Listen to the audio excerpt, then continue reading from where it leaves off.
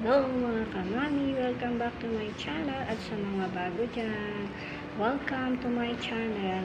Ang aking video ngayon ay tungkol sa paanong gumawa ng leche flan. Tara mga kamami! Let's go!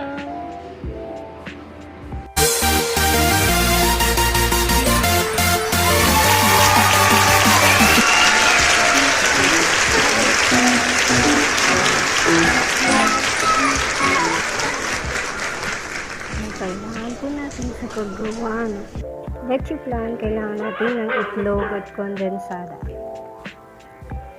I-scramble natin muna ang itlog. Yung iba, hinihiwalay nila ang pula sa puti. Pero ito, pinagsama ko na. Pareho din naman. So, scramble natin mabuti yung itlog. At pagkatapos, ilagay natin yung kondensada. Tikman yung tamis kung tama na.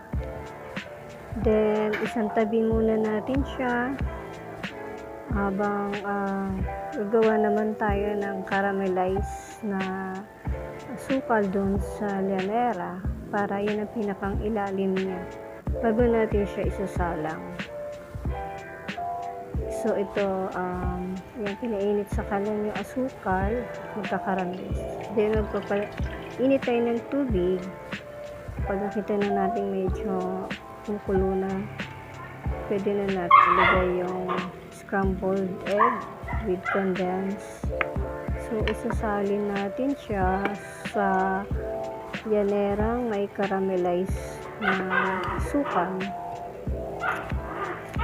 Then, maya-maya pwede na natin siyang isalang sa mainit na tubig. So, ito, iaano natin siya, isasali na natin siya sa llanera with caramelized sugar. Pwedeng brown sugar or puti. Pero akong ginamit ko yung pulang asukal. So, dalawang itlog, so dalawang llanera ang paglalagyan niya. So, ayan.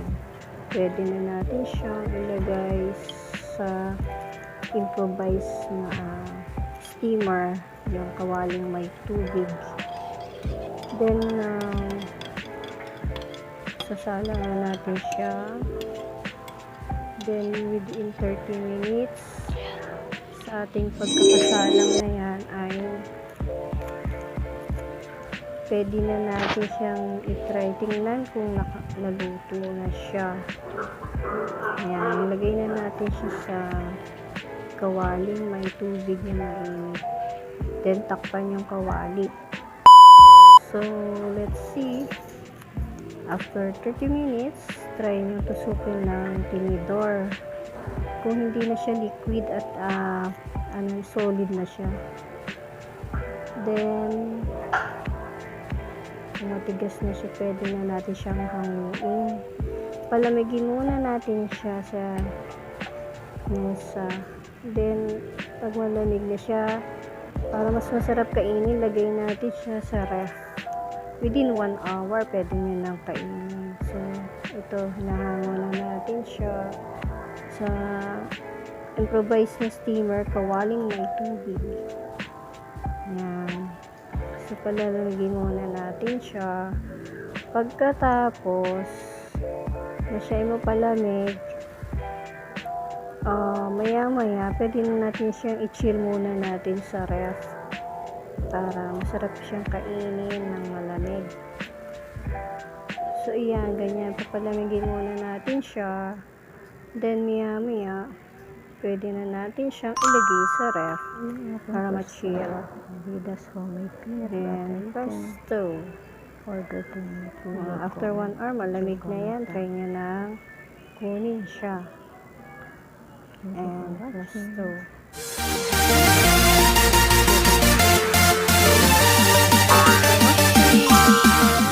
Put your comment and don't forget to like. Never gonna give you up. Never gonna let you go. Never gonna say goodbye. No, I'm never gonna let you go.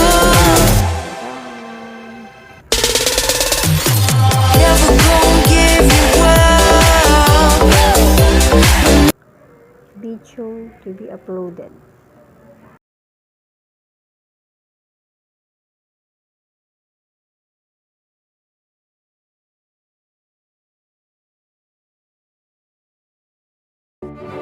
Huh?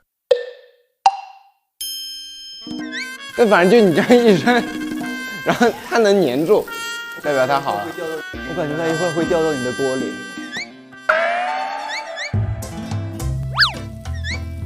哎哎